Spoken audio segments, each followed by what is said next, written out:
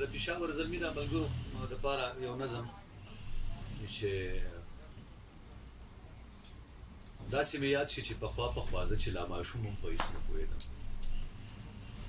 نه مې د پوزې پاکول زده کړي وو، نه مې پرتوګ سم اغوستل زده کړي وو. د پلار نه پاتې شوم په ډېرو وړوکې، هره ورځ مور به مې وړو پنډوکې په ډېرو کلو کې جامې خرڅولې، په چا یې سپینې په چا سرې خرڅولې، چې مزدوري به وکړه ښه به م خوړه، چې نه به ونه بیا سړه به م خوړه.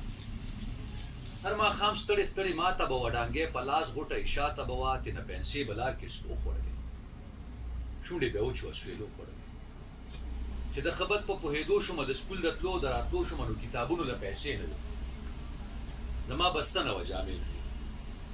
ما مور ته چغې او سورې کړلې، منډې به ما تر دروازې کړلې، مور به په منډه راایسار کړم، د سکول وړو ته به یې خوار کړم. خو یوه ورځ د پلاستیک خلطه کې فرقو زما او د خان زوی بسته کې یو دوه کاپۍ 3 کتابونه کېښو، یو سلیټی سوی چاقونه کېښو. بس یو ورځ و چې زه پاس شوم، زه ور داخل په بل کلاس شوم، خو بیا کتابونو له پیسې نه وې، هم قلمونو له پیسې نه وې. نو مالک ته مور مې قرض او دار له لاړه، د کلي هر خان له هر خوار له لاړه، چا پیسې ورنه کې ستومانه راغله لکه ګلی چې د اسمانه راغله.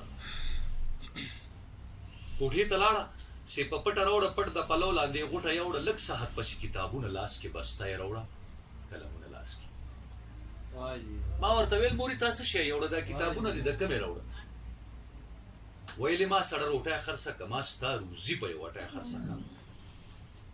اسمان ته یې وکته بیا وبڼېده، شو په ژړا خدای خبر څه ګڼېده، خو دومره مې واورېده چې یه رازقه ای د قدرتونو د جهان خالقه، هغه روټۍ دې هم سړه راغله، خېټه دې هم سرې مړه راغله. د مور ګیلې مې لا غوږونو کې دي، د مور خیرې مې لا غوږونو کې دي. زما به سر هغه روټۍ یاده ده، راته د مور هره سلګۍ یاده ده، د مور هره سلګۍ یاده ده. مننه.